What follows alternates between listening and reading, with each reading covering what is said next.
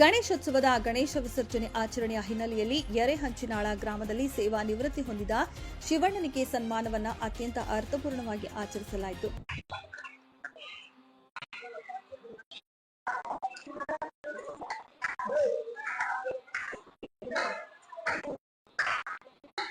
ಕೊಪ್ಪಳ ಜಿಲ್ಲೆ ಕೂಕನೂರು ತಾಲೂಕಿನ ಯರೇಹಂಚಿನಾಳ ಗ್ರಾಮದಲ್ಲಿ ಗಣೇಶನ ವಿಸರ್ಜನೆ ಪ್ರಯುಕ್ತ ಯರೇಹಂಚಿನಾಳ ಗ್ರಾಮದಲ್ಲಿ 45 ವರ್ಷದ ಕಾಲ ನಿಷ್ಠಾವಂತನಾಗಿ ಅಂಚೆ ಕಚೇರಿಯಲ್ಲಿ ಸೇವೆ ಸಲ್ಲಿಸಿ ನಿವೃತ್ತಿ ಹೊಂದಿದ ಪೋಸ್ಟ್ ಮಾಸ್ಟರ್ ಶಿವಣ್ಣ ಯಾಳಗಿ ಅವರಿಗೆ ಶ್ರೀ ಶರಣಬಸವೇಶ್ವರ ಸೇವಾ ಸಮಿತಿ ಹಾಗೂ ವಿಘ್ನೇಶ್ವರನ ಯುವಕ ಮಂಡಳಿ ಸಂಘದ ವತಿಯಿಂದ ಜಂಟಿಯಾಗಿ ಗಣೇಶನ ವಿಸರ್ಜನೆ ಪ್ರಯುಕ್ತ ಯಾಳಗಿ ಅವರಿಗೆ ಸನ್ಮಾನಿಸಿ ಗೌರವಿಸಲಾಯಿತು. ಈ ಹಿನ್ನೆಲೆ ಮಾತನಾಡಿದ ರೈತ ಸಂಘದ ರಾಜ್ಯ ಉಪಾಧ್ಯಕ್ಷರಾದ ಅಂದಪ್ಪ ಕೋಳೂರ ಅವರು ಹಾಗೂ ನಿವೃತ್ತಿ ಹೊಂದಿದ ಶಿಕ್ಷಕರು ಸೇರಿದಂತೆ ಗಣೇಶನ ಅರ್ಚಕರು ಸೇರಿದಂತೆ ಸಂಘದ ಸಮಿತಿ ಸದಸ್ಯರೆಲ್ಲರೂ ಗಣೇಶನ ಕೃಪೆ ಆಶೀರ್ವಾದ ಸಿಗಲಿ ಎಂದು ಶುಭ ಹಾರೈಸಿದರು. ನಾವು ಒಂದು ಪೋಸ್ಟ್ ಆಫೀಸ್ ಬೇಕಂತೇಳಿ ನಾವು ರಾಯರೆಡ್ಡಿ ಸರ್ಕಾರಕ್ಕೆ ಒಂದು ಮನವಿ ಸಲ್ಲಿಸಿದ್ದೀವಿ.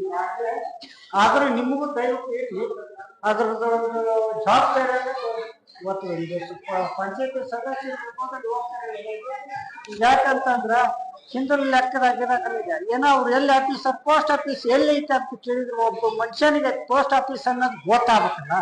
ಇಷ್ಟಿಗೆ ನಾವು ಮನೆ ಇತ್ತು ಪೋಸ್ಟ್ ಆಫೀಸ್ ಹೋಗ್ತೀನಿ ಅಂತಿದ್ರಿ, ನೀವೆಲ್ಲಿ ಹೋಗಾರು? ಇನ್ನು ನಮ್ಮ ಜವಾಬ್ದಾರಿ ಏನಾದ ನಮ್ಮ ಗ್ರಾಮ ಆಯ್ತು ಒಂದು ಯುವಕರ ಆಯ್ತು ಅದು ಕಳ್ಕಳಿ ಇರ್ಬೇಕು. ಒಂದು ನಾವು ಮನವಿ ಎಲ್ಲೇ ಹೋದ್ರು ಪಂಚಾಯತಿನಿಂದ ನಾನು ಮೆಂಬರ್ ಅದ್ರೆ ಅದು ನಿಮ್ಮ ಪಂಚಾಯತಿ ಒಂದು ಸರ್ಕಾರಕ್ಕೆ ಮನವಿ ಸಲ್ಲಿಸ್ರಿ. ನಾನು ಇನ್ನೊಂದು ಹೆಚ್ಚು ಒತ್ತಡ ಕೊಟ್ಟು ನಾವು ಮನವಿ ನಮ್ಮ ರೈತ ಸಂಘದಿಂದ ನಾನು ಮನವಿ ಸಲ್ಲಿಸ್ತೀನಿ. ನಮ್ಮೂರಾದ ಶ್ರೀ ಸುಮನ ಸುಮಾರು 45 ವರ್ಷ ಅಂಚೆ ಇಲಾಖೆಯಲ್ಲಿ ಸೇವೆ ಸಲ್ಲಿಸಿ ನಿವೃತ್ತಿಯನ್ನ ಹೊಂದ್ತಾ ಇದ್ದಾರೆ. ಆ ನಿವೃತ್ತಿಯ ಒಂದು ಗೌರವಕ್ಕೋಸ್ಕರವಾಗಿ ಈ ಸೇವಾ ಸಮಿತಿಯವರು ಅವರನ್ನು ಸನ್ಮಾನಿಸಿದ್ದಾರೆ.